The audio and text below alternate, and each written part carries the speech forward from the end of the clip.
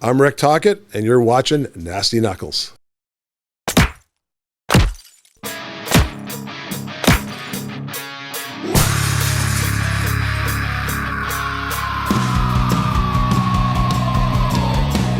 You're listening to Nasty Knuckles, the Hockey Outlaws podcast, with your hosts, Derek Nasty Settlemyre and former Philadelphia Flyer enforcer Riley Cote, as they go behind the scenes with your favorite NHL players.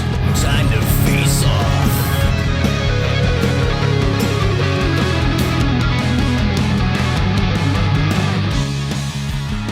All right, welcome back. What's happening, Nasty? What's up, Rick Aurelia? Back in the stew. Back in the stew. It's good to see you, buddy. Missed you last week. Yeah, you're I was on the road. on the road again. On the road. Went to State Wars, huge roller hockey tournament out in Detroit, representing Tocc hockey. There you go. The most technological advanced hockey stick there is. On the planet? Yeah, on the planet.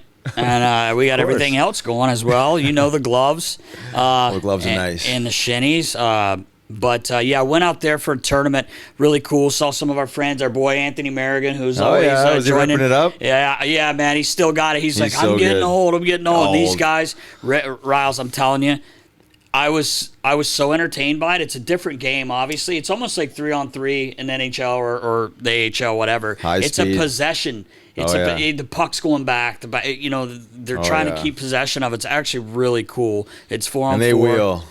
And they make They can high-level skate plays and through traffic. You just those don't guys. expect to see guys stop on a dime on rollerblades. Yeah. I know it's been happening now for a while. I guess it's with the wheels and you learn how to do it. But, another friend of ours, Mikey Colella, was there from the area. Thought I was going to see Patty Maroon. He was on Mikey's roster, but he wasn't able to make it. Dipped out. But I did get to talk to him. He's going to join us soon. Oh, yeah. Just retired. Just a great Patty. guy. But I tell you what, man, that tournament was a lot of fun. I had a lot of teams, wasn't there? Yeah, you talk about every age group. It was everything in the women's pro division. Bro, they would beat our men's league team. I'm not kidding you. I believe They're it. that good. Yeah. It was so entertaining, and I found a new love for roller hockey. It sounds crazy, but it was so much fun, and I wanted to stay to watch the men's final. I have to get Baller if he can throw up. It went viral, but the championship game, it's in overtime, 3-3. Guy kind of wheels through. I think it was under a minute to go, and get a tripping call. So he holds on to the puck. His team guy comes around the net. They always throw it back to the goalie, right? Because it's a possession. Right. Well, the goalie was on his way to the bench. Oh, Throws no. in his own net, Oh, loses. no way. The championship, $20,000 Oh, on an own goal. that is Dude, you talk about devastating. heartbreaking. The Oh, funny my thing is, God. it's not funny for the poor guy. I don't know who it was. I've seen the video 50 times, but these guys, like, the place was almost packed, right, to watch that final because the teams are so good. And the guys videoing are like, that was awesome. I'm like, it wasn't that awesome No, for I them, guess but not. Sure chipped the puck in, Nast. it's no, you can't. Live to fight another day. Yeah, well, I mean, it's overtime. I know, I'm just You're playing joking. it back, but Clearly. he didn't look up to see that his Oh, goalie my had gosh. left. I don't know if that player actually knew there was a delayed penalty, to be Yeah. honest. Jeez. But anyway, was there with Tocc, had a lot of great response, had a lot of kids using it, trying to stick. We had a kid I made a deal with. He said, if I get the game-winning goal, can I get a 50% off? Kid got the Squeezed game it out. winner. Yeah, He did, yeah. and it was a sick goal too. Oh, yeah. But anyway, it was great. awesome to be there. I think you would have really enjoyed it. It was I'm a sure. lot of You worked fun. on the Mets.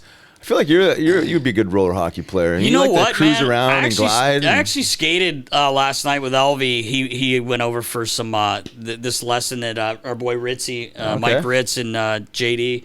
Those two guys can George play. George Davidson's sick. Yeah. And he runs a clinic for the kids, and Elvis just loves it. Yeah. You know, he thinks Elvis plays thinks goalie, he's got yeah? mitts. No. Oh, he's out? No, he plays out. Yeah. He maybe should stick to goalie. No, I'm kidding. Hope he didn't hear me.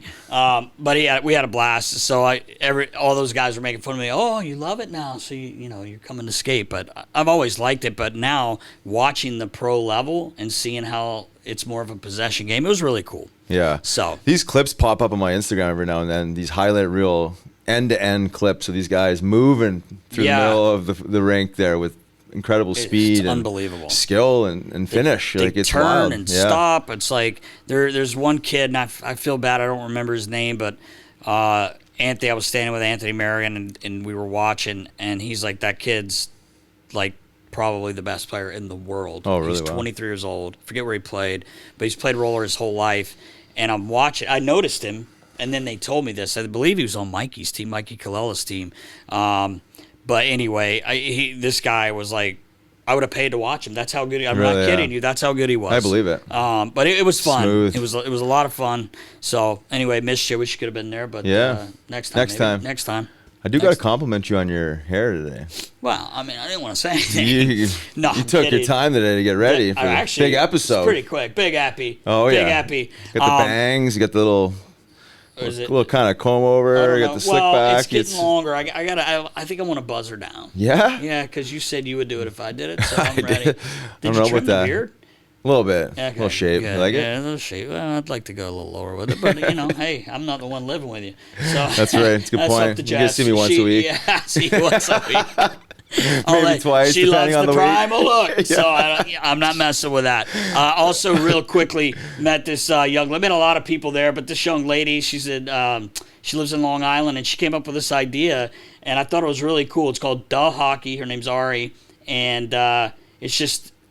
She started her own little brand. She was like, yeah, everybody's like, oh, what are you going to do? Duh, little entrepreneur. Duh, play hockey. So right. I thought they were really cool. Got a couple hats and just wanted to give her a shout out. Yeah, she's like, I'm going to watch the show, this and that. But I thought it was really cool for a young kid starting, trying to make a little business. Yeah, she sold a lot of stuff. Appreciate that. So it was the cool. Hustle. Yep, putting yourself out there. Yep.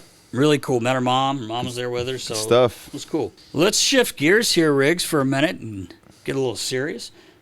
I don't know if we could do that. Yeah, it might be tough. It's not that much fun. But no, in all seriousness, let's shift gears here. We've got some new sponsors, and a gentleman has joined the Nasty Knuckles team along with you, myself, and Baller. He is the head of business development for Nasty Knuckles. You believe that? I can now. This guy's a bulldog. Oh, yeah. Shark in the water. He's a shark in the water. Again, he's the head of new business development for Nasty Knuckles for us, and he's working his butt off for us. Let's please welcome Mr. Tom Tracy to the show. So what's up, Tom? What's up, guys? How's it going? Doing well, man. I have to say real quick, we just worked together a couple weeks ago. You and I have worked together before that this summer. Yep. We had a great time in Pittsburgh and then a tournament here.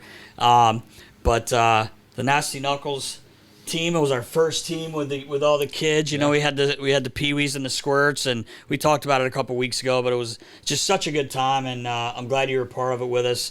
And that's how we kind of got to this point with starting to talk business, and like in your intro I said you're a shark or a dog, you're both. But no, in all seriousness, like, we had a great time, and we really want to build on that, and that's one of the things you're going to be helping us with. Yeah, absolutely. So it was a great experience with the kids. The teams did great. They had a great debut. The kids really had a great time. The jerseys looked great. The unis were sick. So that was a big. Who ordered those? I don't know. Probably the same guy ordered his jackets. Yeah, right. Best jackets in the league. Those ones. You guys look great. What's that? You guys look really good. We look good. Oh, man, I love your guys' jackets. Wish I had one. They're pretty Best cool. jackets in the league. Made us all look professional. We all knew what we were doing. Yeah. The kids even believed us too. That was great. Yeah. So that was great, and we did talk about some other things while we were there. And the podcast has good traction as it is, and I think it does. It does well in getting a hold of people, and I think people appreciate what you guys are doing. With it gives them connection to the NHL, and it kind of shows people like there's more to hockey than just hockey. It shows people that there's a community behind it, and it's a community that continues even after you're done playing. So I think that's what people are really involved in hockey for. It's for the community. Obviously, it's for the hockey, but there's more than just that. And I think that this is something that we can expand upon when we talk about reaching out to businesses and corporations and developing lifelong partnerships there and showing them that hockey is more than just hockey. It's a community there, too. Right. And Using we it can as help a them. vehicle to kind of bridge these pieces together. Yeah. That's what it's all about. Yeah, I mean, you talk about that at the youth hockey level, right? You bring in some players together. You do this at the the men's league, the adult league world, and then you could do this with business too. There's a lot of hockey fans out there that are in different business ventures that might want to participate in some of these experiences that we're able to cultivate with some of our existing partners and new partners that you're going to be hunting down and crushing. Yeah, absolutely. Yeah, I have a long list of people to crush and businesses to take care of. I don't know if I'm a shark or if I'm a bear or whatever animal I am today. Some sort of aggressive animal, I would say. So, my diet will dictate or depend on what animal I'm described as, but I'm going to eat. We're going to make sure that we all eat and that we can give something back too. Because it's not just about us, in the business or the podcast, or it's really about showing people that this podcast, the ideas that you have in the mindfulness segment in that sector, and then just experience you guys have from life, being just good guys and traveling with the different teams and different people and different people and the community and the youth segment that our kids are a part of. There's a way to tie all this into the bigger picture, and I think it's important that we go after it and we make everyone else aware of what this can do for them as well. Yeah, agreed. It's important. Yeah, it really is, and I know you guys have kids in the youth hockey scene, and I'm kind of like re-entering the youth hockey scene, and I really appreciate a lot of the elements of it, and I think if we can support these kids and beyond, support the hockey community, the local hockey community, as much as we can with, again, whether it's experiences, events, and or just clinics and all that good stuff. We're trying to just expand the footprint and have fun, right? I mean, I think it's really, at the end of the day, what it's all about is guiding these guys and helping them have an experience that they won't forget, but also teach, right? I mean, there's a lot to teach. There's a lot these guys can learn along the way through the hockey world, hockey experience. So, yeah. Riles, you're right. And we're coming up on hockey season already, even though it feels like we've been in it all summer. Never ended. It never ends. I made a promise. Nope. Elvis was only going to play in a couple tournaments. I think he finished with 6. Yeah, right. Every weekend. He finished with 6. But but in all seriousness, like, we're coming up on the season, and we're looking to do these things, these teaching things. Like, I was fortunate enough to work 26 years with equipment, and like you said before, all the things you bring to the table, and Tom as well as a coach, and we're going to go above that. We're making this a brand, which that was always our plan. So I'm really, really excited, for this year, for the rest of this year, and moving on. Sure, absolutely. Yeah. Nas, you know what time it is? Is it that time? It's that time. Does he know what time it is? You know what time it is, Tom? What time is it? It's Tocc time. It's Tocc time. Episode 206, presented to you by DLI Commercial. DLI Commercial is a premier commercial construction and building maintenance company in Westchester, offering support at every phase, from initial conceptual planning to contracting and project management to ongoing maintenance. DLI Commercial's exhaustive capabilities are tailored to each project to build high-quality products that meet their customers' individual needs. Visit DLICommercial.com. Welcome back. I'm Riley Cote. And I'm Derek Settlemyre. And this week we are pumped. Yes, we are. Riggs, we are super pumped. We have this gentleman joining us today who was in 1983, a 6th-round pick for the Philadelphia Flyers. Played 1,144 games in the National Hockey League. 440 goals, Riggs. That's a lot. Not bad. That's a lot. 512 assists for 952 points. 2,972 PEMs. Yeah. Just unbelievable. Some heavyweights, big-time heavyweights in there. 11 seasons in the black and orange as a player. Was an assistant coach in Colorado, Pittsburgh, Phoenix, Tampa, head coach in Arizona, Vancouver, where he won the Jack Adams Award. Yep. I think we should get it for the summer with our big win and with the kids. But in all seriousness, just an absolute legend, especially here in Philadelphia, an unbelievable human being. The 25th head coach of the Philadelphia Flyers. Please welcome Mr. Rick Tocchet. Rocket Tocchet. What's up, brother? Thanks, buddy. I appreciate it. Well, Chief's been in this chair a few times. I figure I gotta get to the chair eventually. Man. But I appreciate it. Yeah, it's it's good to be back in this area again. Had a lot of good times here, and looking forward to the future. Yeah, man. Yeah. You joined us a few years ago. Was that episode 44? You were still working for TNT, right? Too. It was before. I think before Yeah, Van. it could have been TNT. Yeah. It was before Van. Yeah. Or was it before Van? It was definitely before Van. Yeah, for sure. It's been a minute. There's a lot of things we've been sitting there. It's too bad we weren't shooting the last hour because we've been talking about everything. But I just wanted to say, like, we talked a lot about this when we knew your name was available. I think we were kidding around going, this is the guy. I mean, it's a no-brainer for Philadelphia, and Danny and Jonesy and Mr. Hilferty. But like, as far as you as a player, you were like quintessential player here, and I think to me and Riles and a lot of people, you're the perfect coach to come in here to keep building on, quote unquote, the Flyers way, like Tom Bunning likes to say. We always joke around, but to continue to buidd this culture that you're such a big part of, like you said in a lot of interviews, and when you and I were talking, you came here 19-year-old, you were a kid. Just kind of speak on that if you would. Yeah, I think it's important for people to realize. I know, sometimes you get criticized, bringing old Flyers back and all that sort of stuff. And, I came here as a 19-year-old, young kid.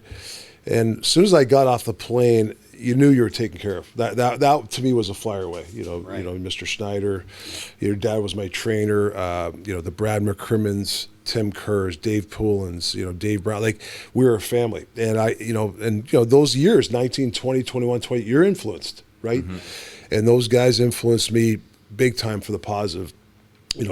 Playing together, not being selfish, practicing hard, going out as a team. Anytime our team meals, if back then, hey, meet you in the lobby. We had 8 to 12 to 15 guys. There wasn't 3 here, 3 there. Right. And that was the sort of stuff that I've just kind of built over the years as myself as a player and then a coach.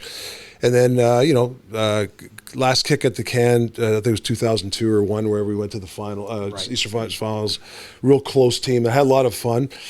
And then retired, and then you start your journey, right, as a coach. So I've been kind of gone here. So it's been a long time. So been at different organizations, different philosophies, learning different things, being able to rub shoulders with some high-end hockey minds. So, you try to, I'm always evolving. I talk to Chief about this all the time. You have to evolve as a coach. Right. I don't care if you win a Jack Adams.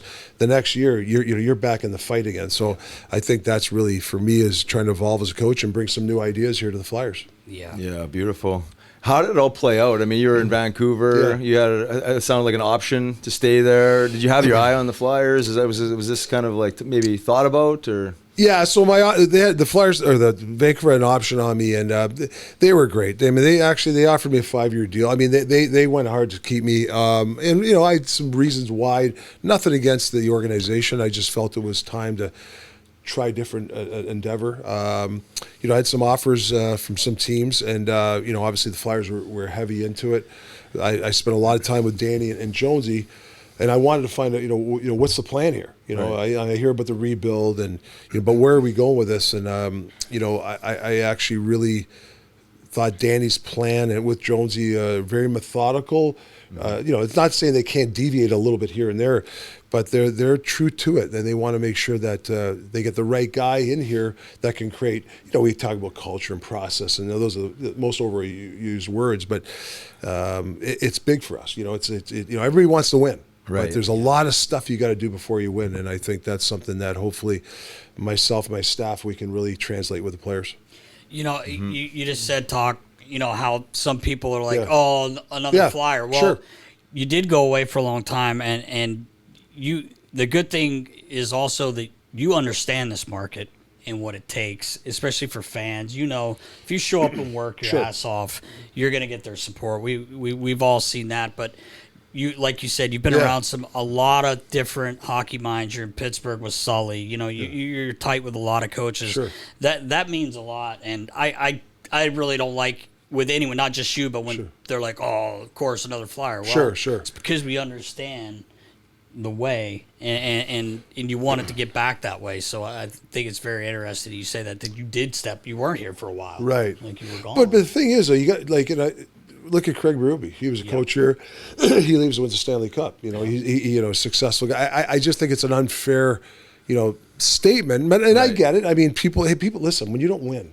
Exactly. Right. There's going to be some, why are you doing this? There's going to be reasons that people that they have, and I get it. I totally understand what people are saying, but I think for people to understand, I'm proud to be an old Flyer. I mean, the old Flyers, they were successful. You can go back to the 70s. I get it. In the 80s and 90s, won a lot of hockey games, and there was a great culture here. So I think there is some things to learn from the past, but you got to be progressive. I mean, listen, I got to be crazy. I'm going to be old time coach. Right. You got to be progressive. You got to be a partner with these players. You got to give them a voice. And you got to explain why we're doing things. A lot of things and to get into. I like to explain to players like 5 days ahead. This is what we're doing. We're going to practice this day. We're going to have a day off here. We'll fly out here. I want us to do this here. And here's the reasons why. There's a little bit of science to it. Right. And I think the players they like when they listen. We don't like getting surprised, even as a player. Right. Tactically, sometimes you might have to do it just to test your team. But most of the time, you'd like to prepare your team and give them the reasons why. For sure. That's what I think. Yeah.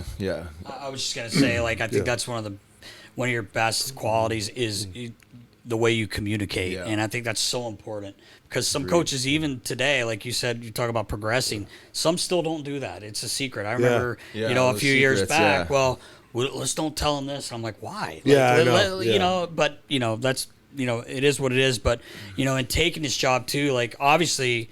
I know how excited you are about it, but there is some pressure involved. But I love what Danny said right away is we're sticking to the plan. And like you said, there could be some deviation there, obviously. But I like that part of it, and I like your long term, and I'm just super excited about it. Yeah. I know it's exciting, and there's if I got to be a good coach, you need support group, and I think I've hired some really excellent assistant coaches. Obviously, the management team, I know Danny and Jones, you're getting support. Dan Hilferty, another guy, very supportive. It's just not one guy. That's the one thing. It's not Rick Tocchет coming here or the Flyer.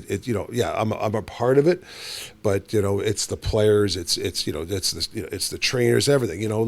We've talked to some of my best friends, our trainers, and they're a big part. Guys like yourself, your dad. When I was here, that created a locker room of real tight group.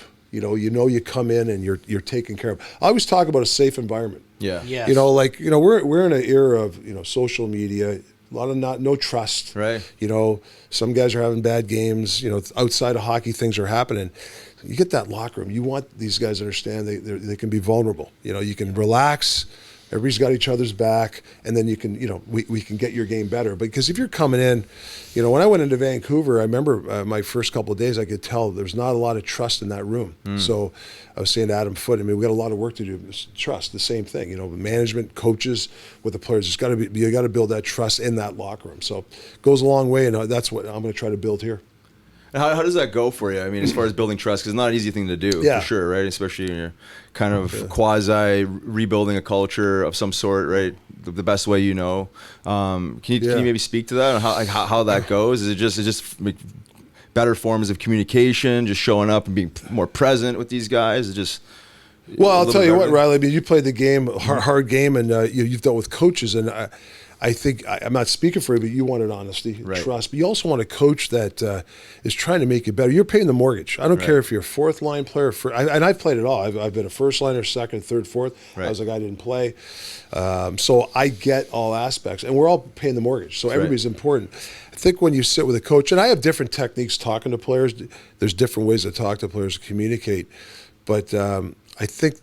Right, you're not going to the first 2 meetings, 3 meetings. This guy's going to trust you all of a sudden. All of a sudden, he can read about you or talk to another guy. Oh yeah, Tocc's a good guy and this and that. But you got to build your trust, and it's not about watching video every day. Sometimes you call a guy in and it's just, hey man, how's it going, or what's going on. I think that's the most important part of coaching nowadays is building a relationship, and players understand who you are. Right. You can agree to disagree.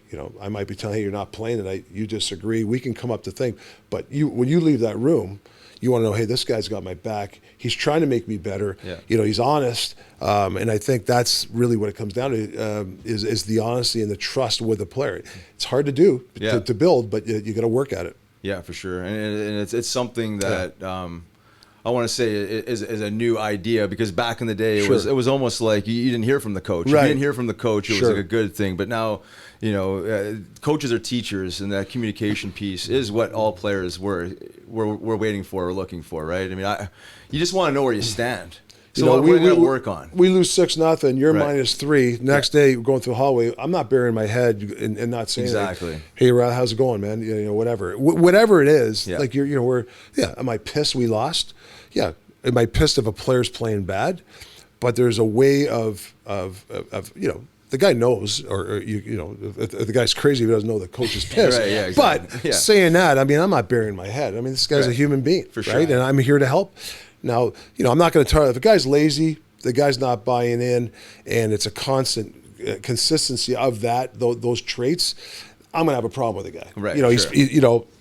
Hopefully the GM and the management, you're on the you're on the same page with that. For sure. The guy's not going to be here that long. But saying that, we as coaches, I always said I love Billy Guerin. He's a straight shooter. He's my assistant general manager in Pittsburgh. And I was assistant coach. We had a great team. I don't know what I was bitching about. So he came in, he was having a coffee. He used to come after games for a beer or coffee. And I started, I was complaining about stuff. And he goes, you know what, Tocc, just coach. Just coach. Don't worry about this stuff. And he's right. Yeah. My job is to coach, not complain. We don't have this. We don't have that. You can't think that way. That's right. You cannot think what you don't have. You make what the best you have, and you coach it to the best of your ability, and then you let the chips fall where they may. Right. That's really what you have to. Yeah, that's great insight. Yeah. You talked about like evolving as a coach. Obviously, the skill in the game's evolved. Yes. Now you're dealing with players that can, do things that you probably never even thought about doing. You played Michigan's probably being that top of the list. You got a couple guys there, right? I mean, how do you coach guys high level skill and drawing those lines in the sand of when to be creative and maybe when to cut your losses? Yeah, it's a great question, and I think it's a question that you talk about every day. Mm-hmm. Let's just take Florida Panthers benchmark. Finals 3 years in a row, Stanley Cup champs, right? Yeah. Back to back. How do they play? Everybody's talking about this dump and chase and all this sort of stuff. Florida probably dumps the puck more than anybody, right? So they dump. Now they don't always dump the puck, because when there's an opportunity to go, they go. But they play smart hockey. I know with the Flyers last year, pretty good rush team, didn't hold on to pucks a lot for whatever reason. I don't know. I want our players to be creative with the puck. Don't get rid of pucks. Make plays under pressure. Hold on to pucks. That's what Florida does. Right. So we're gonna train that way. We're gonna practice hard in the sense one-on-one, holding on to pucks. Somebody's on your back. We always talk about somebody's on your back. Sidney Crosby's heart rate's at 60. Mm-hmm. You get other hockey players. No offense, as soon as they get it, they feel somebody and they throw it away. They cycle it back in. No, don't get rid of the puck. Beat the guy. If you can beat the guy off the wall, beat him. Right. If you lose a puck, that's okay. We got people back. That's the creativity that I want. Listen, the Michigan. If that's the best way for you to score, go for it. Right. But if you're doing it for the show, then I'm gonna have a problem with it. Like if you know what I'm saying, like it's like basketball. I mean, dunking the basketball is the best way to do it, right? I mean, I know there's a showtime or whatever, but it's the same for the Michigan. If it's there, it's there. But I want guys to have fun too. Like you got to have fun doing this too. Exactly. And to that point, it's almost no different than making the right decision at the blue line. You're getting squeezed off. You're trying to make a possession play. You expect a high level guy to maybe cut the loss on that situation, right? Beautiful. I 100%. So I'm a big believer. You got the blue line. If skates are pointing north, and if you're going this way fast, and you think you can make a play, make it. But if your skates are sideways and there's no speed anywhere, and you're trying to make a play under that a no speed play, and you lose the puck, I don't care who you are. I don't care about, I want to make a play. Well, that's not the right play. Exactly. And if you want to play late in June or early June or middle of June and win a Stanley Cup, you can't play that way. But saying that, you got time and space. You got a chance to beat a guy. You have a high-level player on your team that can. You look at Connor McDavid. Yeah, right. You think he has a chance to beat a guy, he'll beat him. But there's also times, and we've played against Edmonton a million times in Vancouver, where we play him pretty good. We got him trapped up. We got the triangle against him, and he's got really nothing. he'll chip it, Yeah. or he'll throw it and he'll go get it. So it's the stuff that you talk about. You got to know when to dump it and when to make plays, and I think that's something that doesn't start in December. It starts in training camp. It starts now. Right, exactly. Players, to be honest with you, it starts every day. Yeah, because there was this clip that was going around. It was actually Michkov talking about. Did you see that? The dump and the chase. And I think a lot of fans think it's like it's polarized. It's either you're 100% dump and chaser or you're 100% possession, and this idea that it's like one or the other.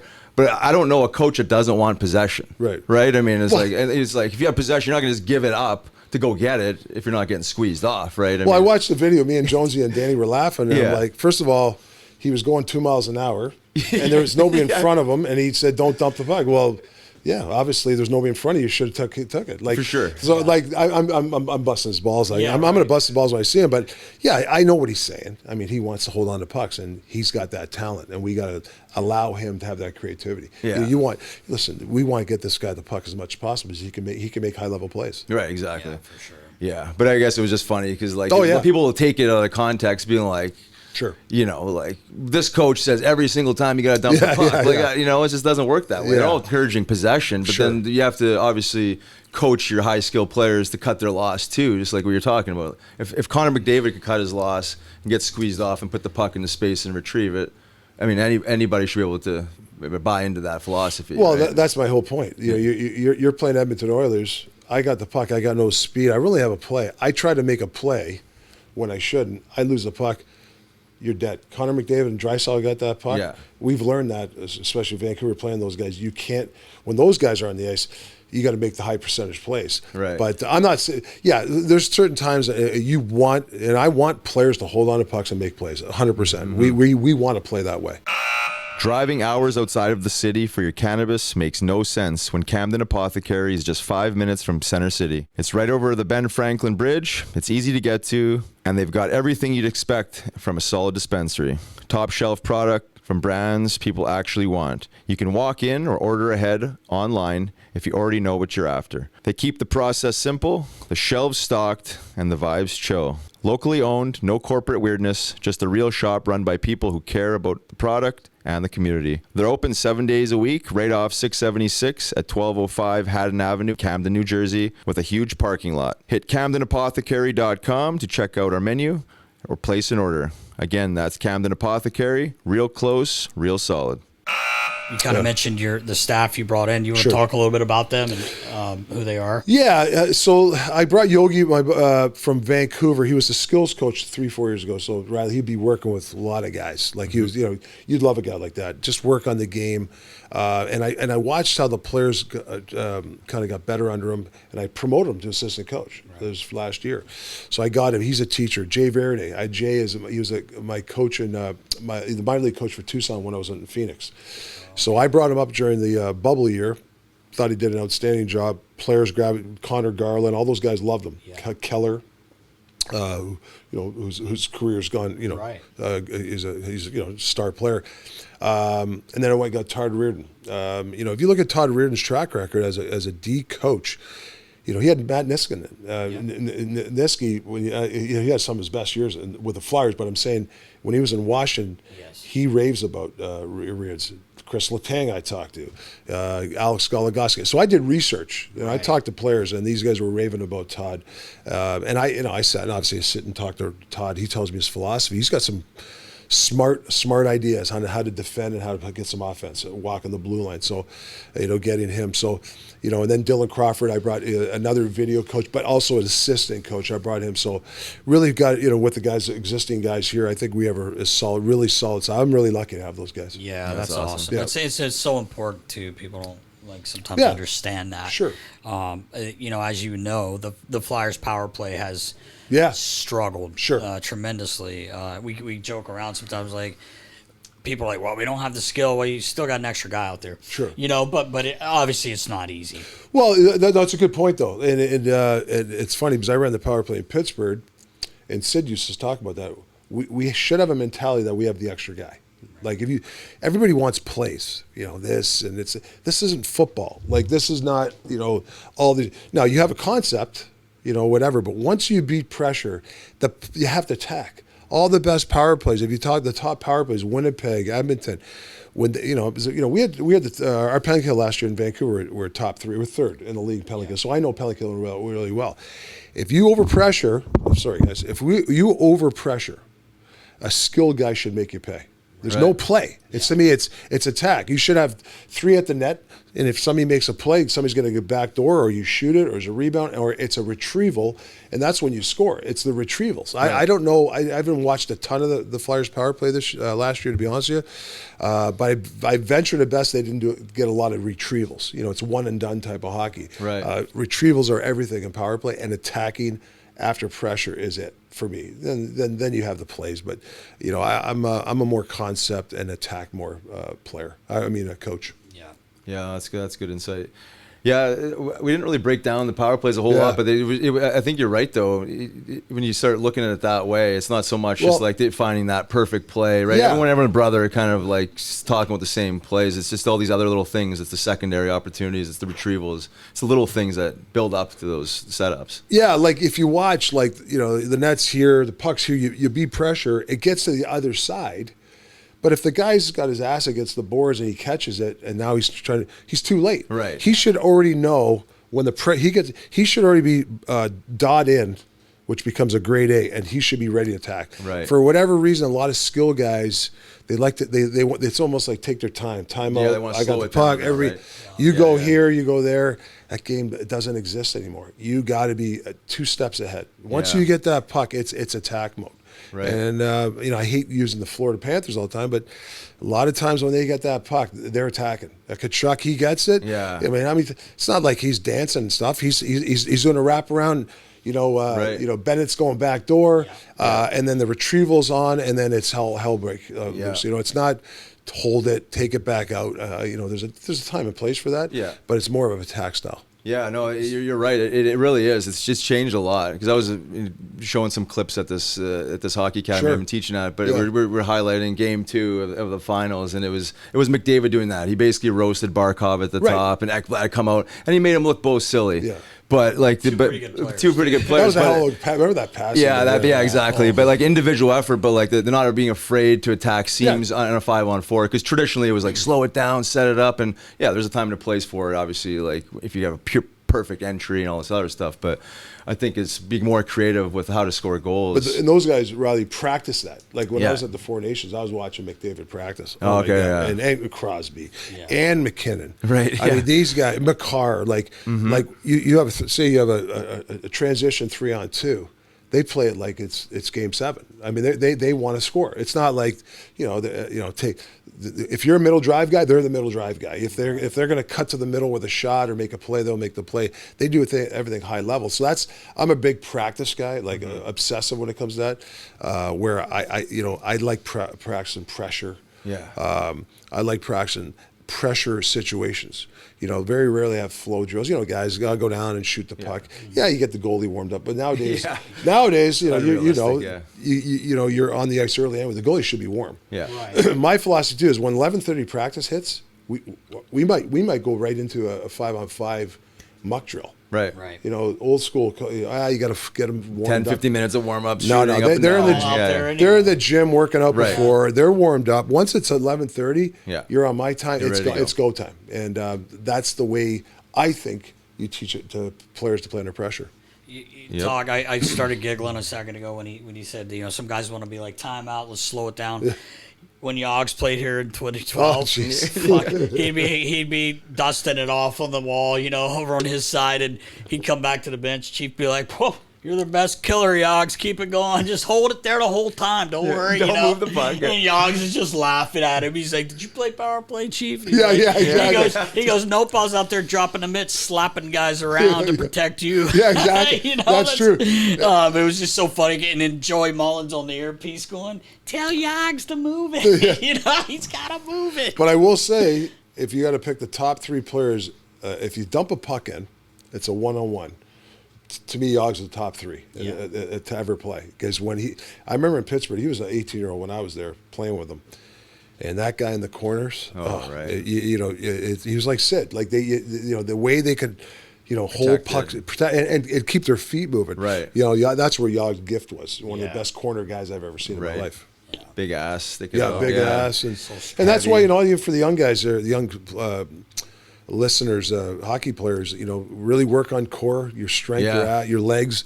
It's I think it's really important that you work on that stuff. That's what these guys do. Yeah, right. Yeah, he's still doing it. Yogs. Oh right? yeah, He's still cranking 51. the core and the legs and just the. Going strong. Maybe a complicated question, but just the way you played the game, like the essence you brought, like the spirit of hockey, spirit of Flyers culture. Is there a way to teach that? Is it like on the other side of the fence, or is it just through the way you carry yourself and the energy you bring? Well, I think it's the environment you're in. I'm big in this enthusiasm. Like this year, I want enthusiasm. I want guys whatever happened the night before, the day before, like you got to bring the enthusiasm. And I know you're not going to always bring it every time, but consistently, we in Vancouver I had these sayings, and obviously I'm going to change them around here, but one of our staples is our foundational piece is command. You have command of when you come into the locker room, you have a command of yourself. Right. What am I going to accomplish today? I really want to work on my hands in tight with rebounds. So that would be my intent, that practice, to really work on that stuff, and almost like game-like. Yeah. So you have a command of that. So I want the players to be enthusiastic and to have a command of their game. And we're going to go through. I gave the players the other day a Zoom call, a presentation on some of the stuff that I believe in, but I want them to own it. It's up to them. Right. I'm a staple guy. What are staples? I believe just me chipping a body, get in front of you, Derek, to let Riley go get the puck. That's a big part that I want. I could easily go this way, but no, the hard way is this way. Being in the way. Yes, exactly. Yeah. And then what's going to happen? You're going to give Riley time and space. Right. These are little things, good changes. Like nobody talks about changes. I'm a big bad changes. If you're watching the playoffs, there's 3 games that lost the game because it was a bad change. A guy had a bad change. So if you can be, we can control being one of the best change teams in the league. We can control being one of the best, I call it chip in the body. Yep. You can control your staples. Right. Yeah. Do we have Leon Draisaitl and McDavid? No, we don't have those type of players. But we have a team that if they're willing to do the staples, you can overcome a lot of the deficiencies that you don't have. Right, yeah. Right. And it sounds like what you're describing is just being hard to play against, right? Yeah. It's like a level of team toughness, maybe not necessarily the fighting piece, which... it sounds like Flyers hired a fight coach, but this idea of just being hard to play against, right? It's just skating in someone's space, right? It's like you got to skate around this guy now, and wall work, wall work, right? Wall work's huge. Listen, not everybody's gonna be a great wall guy, but there's techniques and there's ways of, if you can beat pressure on the wall, even eating a puck, having the confidence, I might just leave it there. A lot of times guys, they get nervous or they throw it away. Mm-hmm. Then all of a sudden you're throwing your problem to somebody else. So having the confidence, having the courage to hold on to a puck, I think that's really important too. I like what you said about, say you lose a game the next day, it's a different day, and you use the word command. I remember when I first started, my dad saying, as a member of the staff, you got to be positive and happy.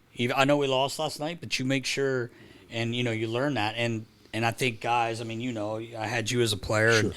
And it's important for the staff too, not only the players, come in, hey boy, what's up, today's a new day, whatever. But it sounds cheesy, but it means a lot. Well, that's what I explained. I'm a trainer guy, where your dad, listen, we lose a game, coach comes in, or even a guy like myself, you're pissed.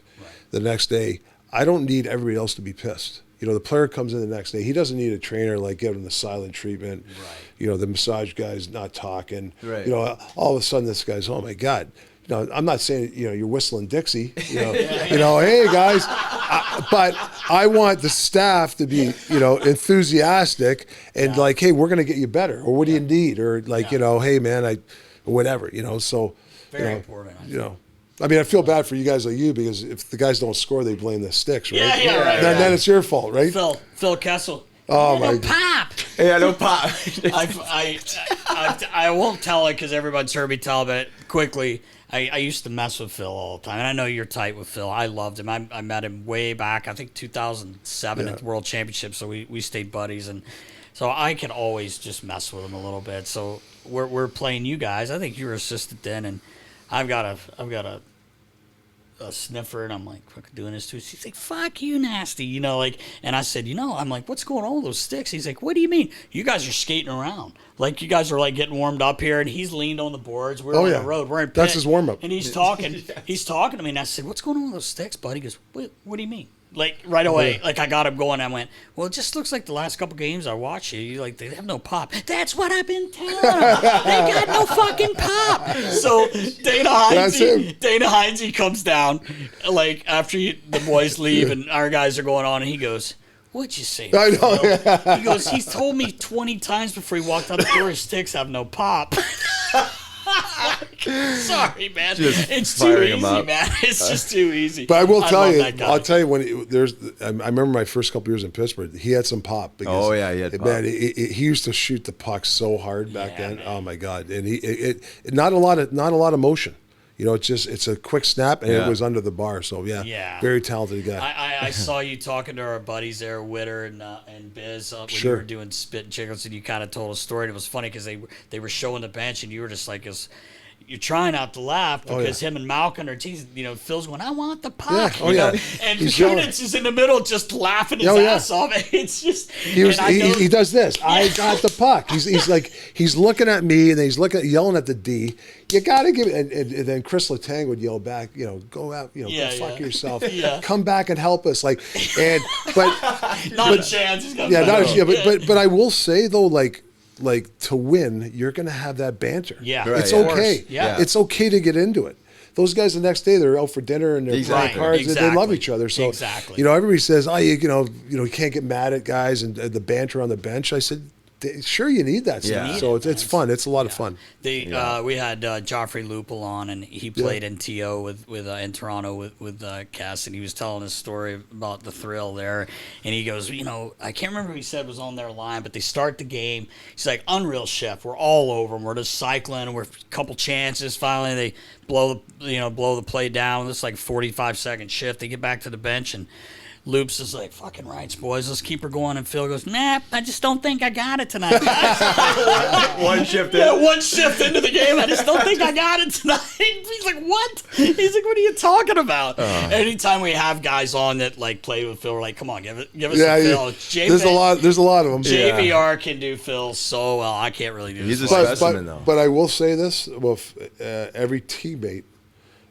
Nobody says a bad word about Phil. That's right. Yeah. Like I don't care if you're the 23rd guy on the roster or you're the star player. Everybody says the same thing about you. As a really great teammate. Listen, you got to kick him in the ass once in a while. Normally stuff that, but for being a great teammate, he was that. Johnny Stevens said that in their run in Vegas when they won. He wasn't playing. No, exactly. And he said he was unreal. Yes. He said the guys loved him. Yeah. He was hilarious. And he didn't pout. He could have pouted, right? No, they love him. I call all those guys. Yeah, it's a good point. Yeah.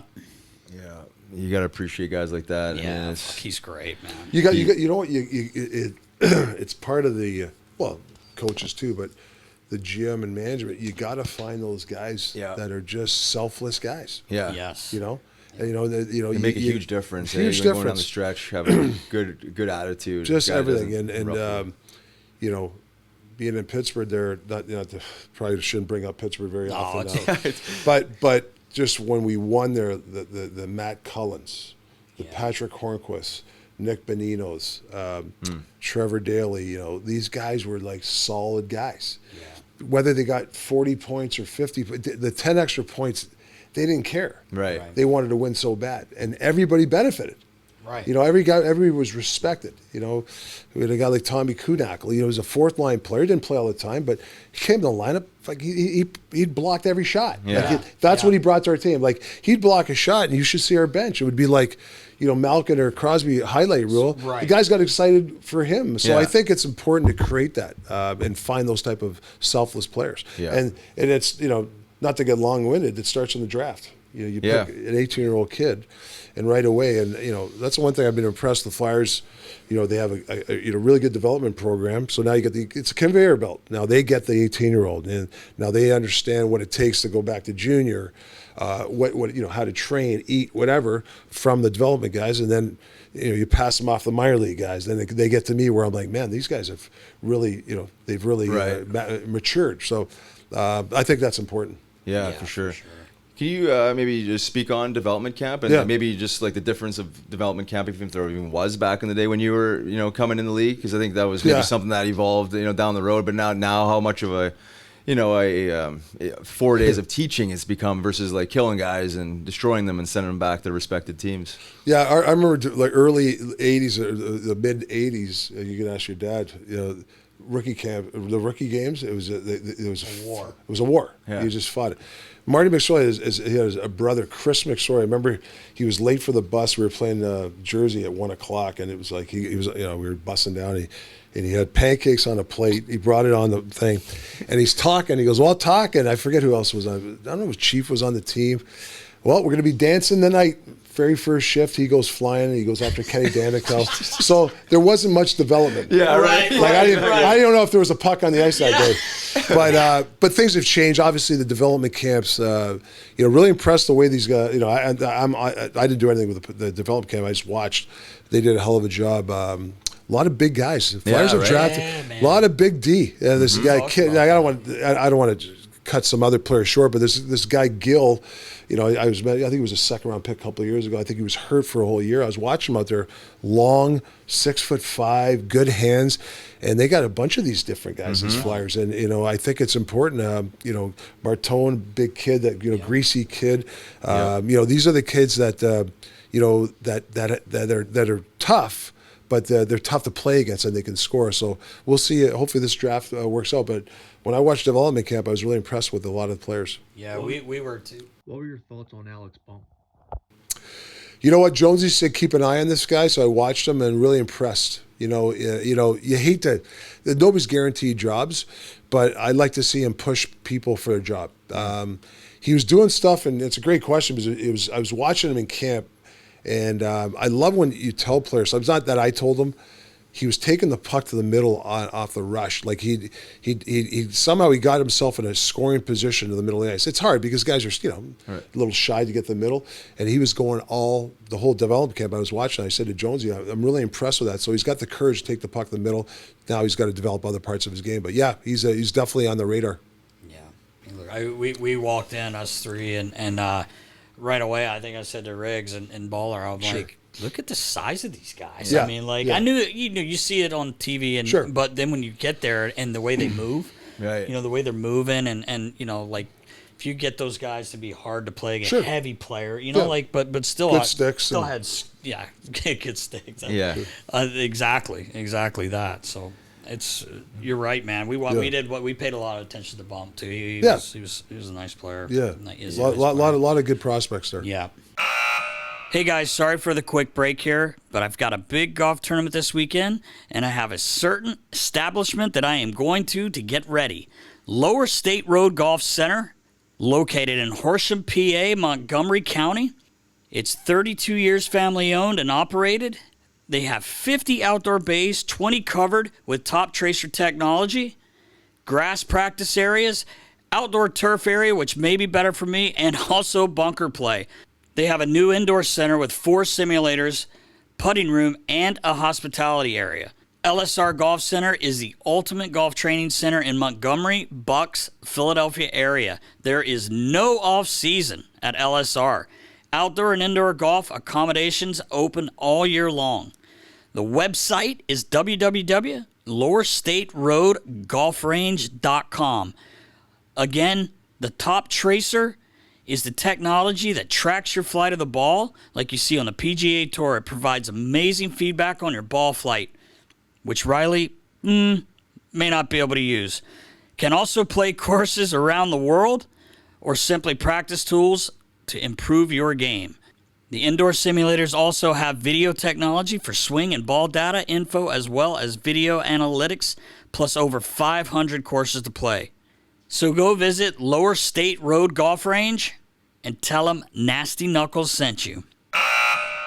Yeah, I mean, it's interesting how, you went from like a really big league to maybe, the big defenseman maybe disappeared, and it was like a smaller league. But now it's like everyone can skate. So now you're finding like these bigger bodies that can move. You know what I mean? Yeah. Like legitimately move. They're not just like, you know, one-dimensional. They're like high-end skill guys. Like, it's amazing to see the talent combined with the physical attributes of some of these players. 7-game series, right? You're playing against D that are just they're impossible to get by. They're in your way. There's sticks in their way. Yeah. You know, these are tough teams to win. Those are, you know, I think that's why it's important. You got to develop these type of players. You know, obviously got to work on their feet, and you know, this is reps and training and stuff like that. But if you can get big guys that can skate, you're happy. Now that's not saying small guys can't play. Right. There's a million guys in the league that are small that play the game and they play hard.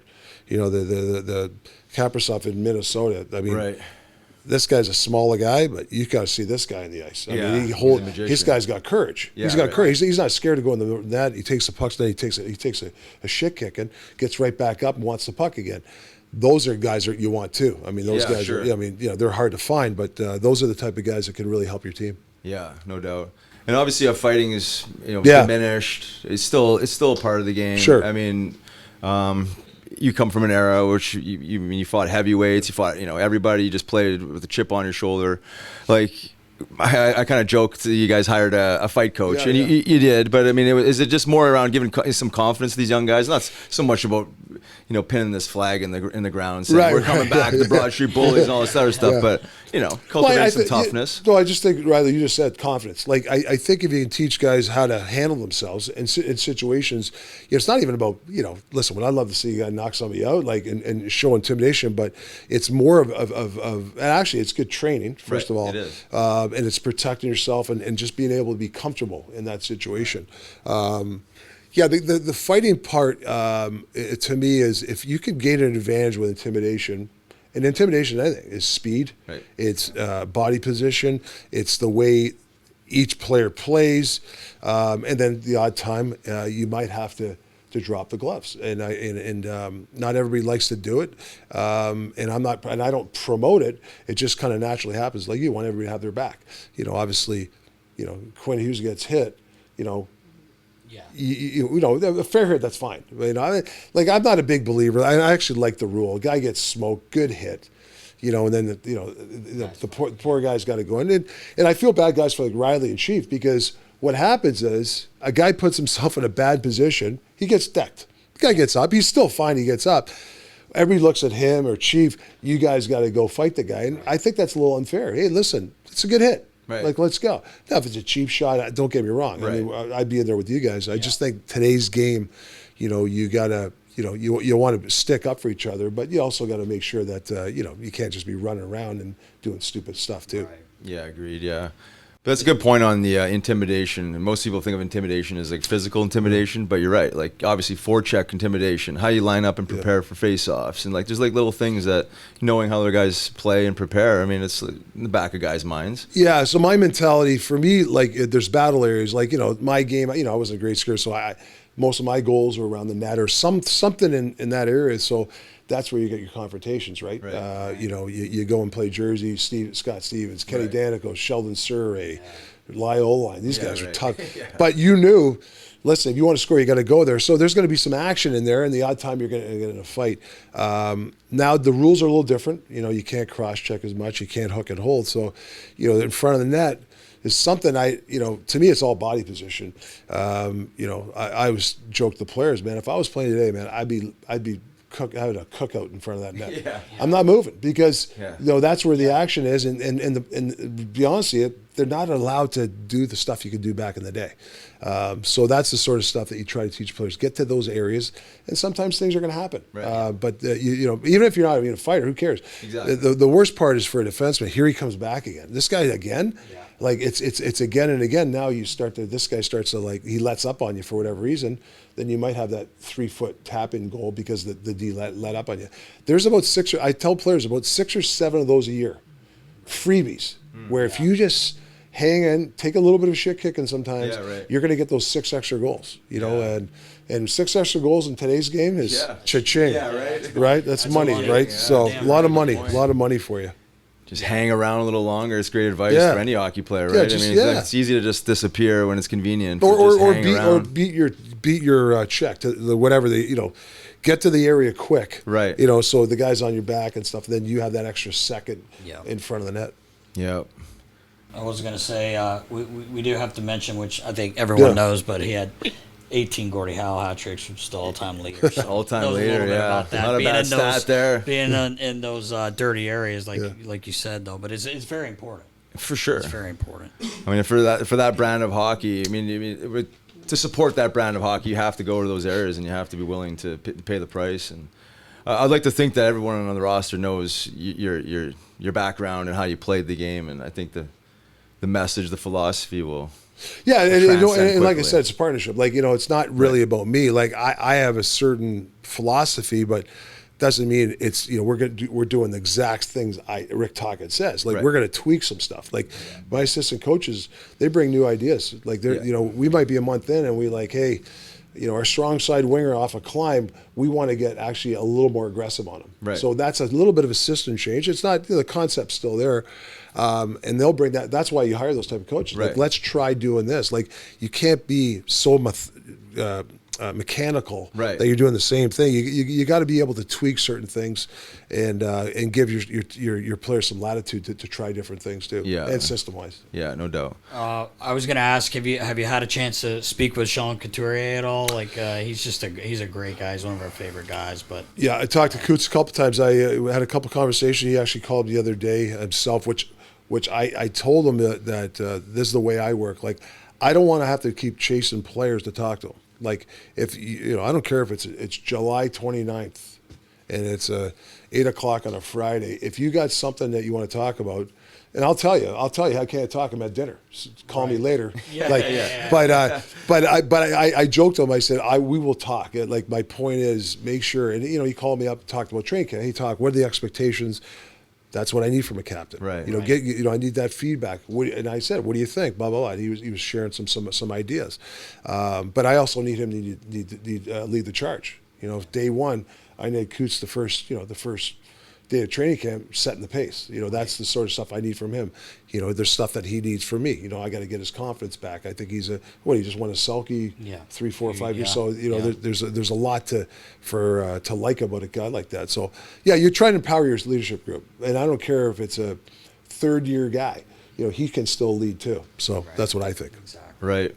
Outside of all the things you've mentioned around, you know, communication and all these internal, you know, important pieces to coaching and teaching, like as far as like maximizing one's potential, is there anything else that we haven't maybe touched on that you've seen within your own career and others that you've coached along the way? Like, it's just something that maybe we're seeded in a guy that just like helped them flourish, that maximize their maybe limited potential or you know. I love you saying that. That's my job. Our coaches, the Flyers, the organization. It was, you know, we have a player. How do we maximize him? Like, that's, you know, a player leaves you and it's like, you know, you never got him to this level, you know. So sometimes that's my big mantra is like, how do I maximize the player, you know, and you go through the checklist, you know, the video, spend time with them on the ice, even just basically, you know, talking about not even hockey, about life, right? And then there's, you know, to me creating the environment to help that guy. You know, if you're, you know, I've been in some, quite frankly, I played 18 years in the league. There's some organizations I played or some teams where it wasn't a great environment. Right. You know, and it affected my play. Sure. I don't care how strong mentally you are, how good a player are, it affects you. So I always remembered these organizations or this team, man, it was close, or the way the coach, you know, had everybody dialed in for the day. You know, that helps maximize a player. Sure. So, you know, it's the way, you know, you train, you know, like a couple of players, you know, the strength coach, do you like the players to train together or do you like them on their own? And I said, well, I'm a hybrid. Like, there's going to be some times where, hey, you want to work out in the morning or afternoon, after practice or before practice, I'll give you that latitude. A lot of times I do that. Yep. But there's sometimes I want everybody in the gym together. Right. Those are the calls that coaches make. And that's a feel thing for me. I can tell there's certain times, man, I need these guys together. Another thing that I'm conscious of is talking too much. I think, you know, you've had coaches under you, you've had coaches on where, you know, some guys just talk too much or some guys don't talk enough. I try to find that sweet spot. I don't go in after every game. I probably go in if there's 82 games in a season, I probably go in 22 times. Like the other 60, I don't. That room's the players, whether we win or lost. I don't believe, some coaches go in every time they win. Well, what are you, front runner? Easy, like yeah. that. I'm not ripping other coaches. That's Sure. just my philosophy. And if you look at other times, in the morning you get up, you have breakfast, you see players. Hey, how you doing? You got video. You got pre-scout video. You might have individual meetings. You have game plan at 4:00. So you've talked a lot. I don't need to. And then I got, you talk in between periods. I'm not a big talker, minute or whatever. After the game, the last thing they got to hear is Rick Tocchett's voice. Yeah. That's just what I believe in. Yeah. They can handle that stuff. Now tomorrow we'll get to what we got to get to. But I think sometimes for me, I'm really conscious how much I speak, and sometimes let your assistant coaches run the show. Yeah, right. I got no problem. Hey, let a different voice or a different way of like I present different. When I was with Mike Sullivan was more of a professor, big words, smart guy. Yeah. I was a little different, and I remember I said to Sully, I got to get better. He goes, no, you got to be who you are. Right. And because the players see that stuff. like that, So I think that's important. Yeah, no, that's really good insight. Guys really appreciate hearing stuff like Sure. that, and you talk about you mentioned the word safety at the start. Yeah. I think that's what maybe you're describing in some of these places that you played. Maybe it was organizational or whatever it was. You just didn't feel like secure. I mean, like a lot of times guys struggle. It's not so much like the X's and O's or the system itself. It's maybe their personal life.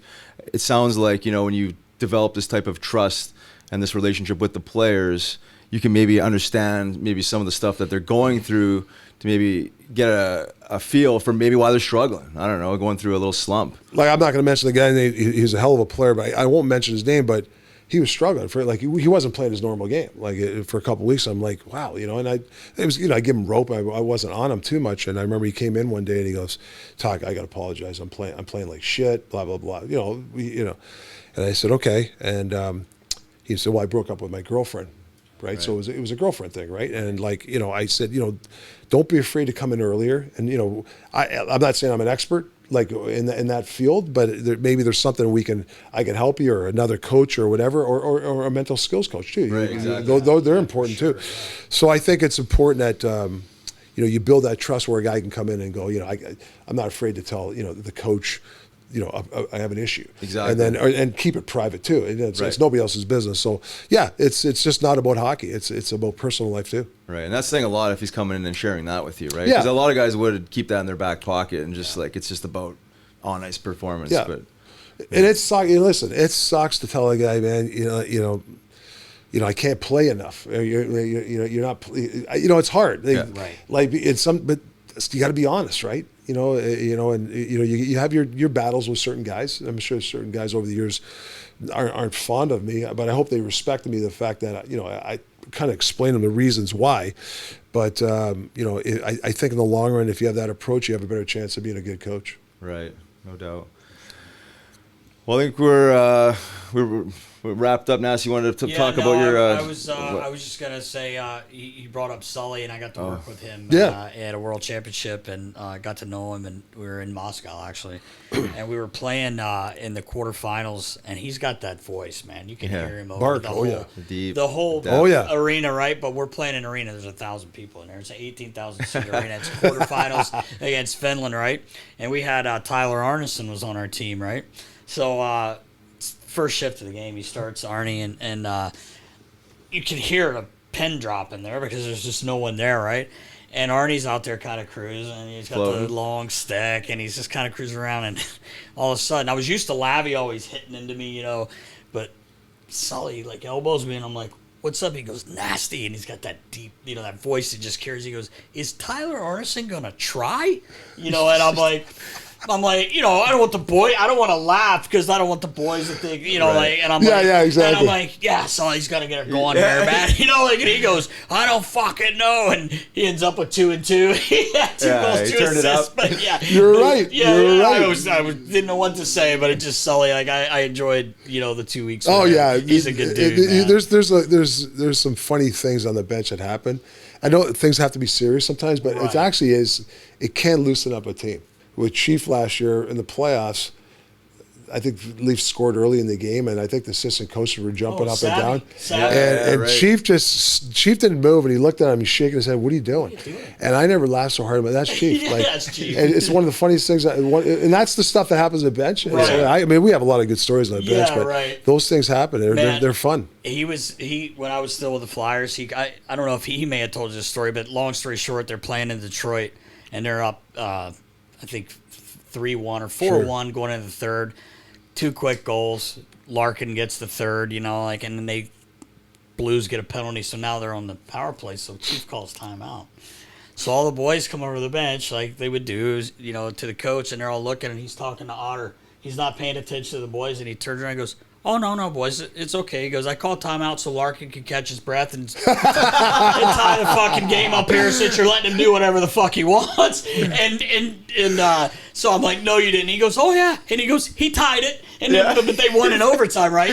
So literally the next day, like I'm talking to Chief. I was actually in Pittsburgh when he called me. We had the day off, and we were going over to a tailgate for the Steelers. Sure. And I put something on Snapchat. Braden Shin sees it. Calls me right away. He goes, "You should have heard your boy last night." He starts. I was like, "Did he tell you guys he called the timeout for Larkin?" He goes, "How do you know?" I go, "I just got off the phone with him, and he told me the same story." But you're right. Like it's unreal. And sometimes, I'm not a real sarcastic guy, but every once in a while, those things do help. No, I believe it. Right. I'm telling you right now, and you got to be calculated. And Chief's he's a great coach. He's very calculated. Yeah. And he won the game, so it worked. Cut the It worked. tension a little bit. Yeah, right? cut the Kinda tension. squeezing the stick a little bit. Yeah, for sure. Yeah. 100%. anyway, man, we appreciate. Oh, sorry. Speaking of Chief, Let me pass that over. I wanted to ask you about this. Let me see that. What do you think about this pick? I can't say what I want to say, but that's the guy that's hitting in the ninth hole. Look at that stance. Let me ask you something. Did he miss the leg workouts with you guys? Oh, jeez. I gotta take a picture. I need this. Okay. I won't take the picture. That's fine. Yeah, that's good ammunition before the game. Oh, that's man, hilarious. That's great. I got a couple quick questions if you don't mind. Yeah. Porter Martone, the Flyers' recent 6th overall pick from a couple weeks ago. New thing in hockey, he's going from the OHL to the NCAA. Do you think it's good for his development? I love the choice. I think when you're a young kid, you get choices. Whether it's junior, like I love that. You hamper a kid when you only have I can only do this or that. It's an extra choice. College hockey, you get 4 or 5 practices a week. Pretty good when you get 4 or 5 practices. You're in the minors, less practices. Minors probably get a little more practice, but NHL, less practices. So development-wise, for him I think it's a good thing. And plus, you know what? I think everybody's on the same page. That's the one thing. Like I wasn't really part of the decision, to be honest with you, but when you talk to the agent, the player, Danny Briere, Jonesy, and whoever's involved, the development guys, it seems like everybody agreed with that. So it's gonna see how it works out for him. I read a quote that you recently talked to Sidney Crosby, who told you good things about Tyson Foerster, who he played with at the World Championship. Yes. Can you get into specifics? Yeah, after the Worlds, I talked to him, and he was really impressed with him because he's a pro. Sid loves pros. Like, the way his approach to the game, the way he prepared, the way he listened and practiced. I think that's what Sid's talking about. The professionalism. He's a young kid, right. And when you can get a young kid who's a very professional and plays the game the right way, like he does, and when you get this guy, when he compliments you, it means something. So that's awesome to hear. Last one I have is about the goaltending. I don't know how much you were able to see of it last season, but it wasn't up to par. You guys bring in Dan Vladar this offseason. Assuming he's healthy, is Sam Ersson your starter going into the season?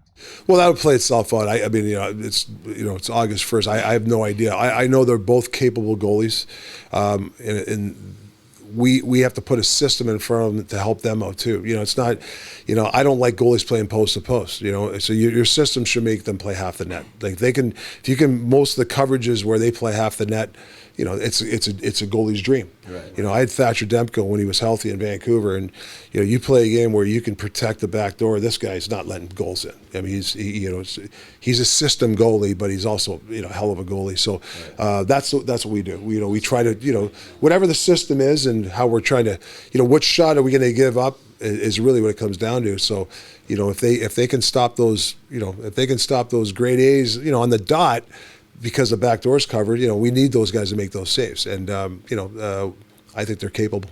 Right. Yeah, that's awesome. Good insight. Before we let you go, Tocc, I know you're jumping out of town here today, but I did want to mention one of our big sponsors is this group called Fans of Philly, run by Joe DiBiagio, and Riley and I go on trips. So we're heading out in March to Anaheim, LA, and the San Jose trip. Oh, when we're on the road. Yeah, when we're there. So we go. They go on trips with the team. Okay. Or not with the team, but follow the team around, and it's awesome. So I wanted to give you the heads up. You'll be, we might be bugging you. No, I'm kidding. We won't be bugging you, but it's. You bringing the golf clubs? I don't. Well, Riles. I won't. I'll be the caddy. Maybe me, but I just did want to mention that they've been sponsors with us for the last 3 years, and we've gone on a lot of cool trips, and we're going to be out there with you guys. And good trip to. Yeah, that's a good one. Yeah, pack some shorts. That's a good shorts one. And t-shirts. Exactly. Fans of Philly, man. But Bob's got one. I have one quick one. Yeah. Mine. So youth hockey's really big here. Yeah. We care about the development in kids. So with you as a new top coach for hockey in this market, would you mind giving the kids, maybe they're listening, or parents listen, like one little tidbit, something you could leave with them too, so they feel like they're included in this? Yeah, I think I think for kids especially, I've done a couple times. I've run pracs for young. I shouldn't say I'm really qualified for the young kids because sometimes I get a little bit too technical, and I don't want to be technical. These kids should be having fun. Mm-hmm. They should be creative. But the one thing that I think parents can help their kids. I know even my son. From experience when he go to lacrosse practice. I'd always say before we left the cart, okay, you're going to be there an hour. You got to be dialed in. You got to listen to these guys, and you got to take something out of the day. Sometimes guys they go to practice just to get through practice. Right. Oh, my parents want me to go to practice, and if you really get something out of it, I mean, that's how you improve. For sure. Like that's really it might be one thing. And I think it's no different than the pros, but the young kids especially, the parents can really help that, and they can help out coaches. Yeah, just dial it in, listen. It's only an hour, and I'm sure you guys you make it fun. Don't get me wrong, but I think it's important that the players or the young kids understand that if they can just be prepared to listen and do try to be somewhat I mean, it's not all business. Don't get me wrong, but to me, intentional. Just a little more attention. Yeah. I think it'd really be and you test your discipline too. Right. Exactly. You're a 10-year-old kid. Like a little bit of discipline. To a little bit of focus can really help. Helps you in school too. Yeah, no doubt. For sure, man. Yeah, thanks, Tocc. Appreciate Thank you, you. Tocc, No problem. and know you're busy, man. I know your no last problem. 6 weeks have been crazy for you. 2 months it was nuts. Yeah. That's okay. Yeah, it's That's all all right. good, man. We're so pumped to have you here, and I know the whole city is. Yeah, and, just looking forward to getting it going, man. Yeah. Well, it's nice to come back and you still have old friends back. You guys like yourself, the foundational stuff is nice.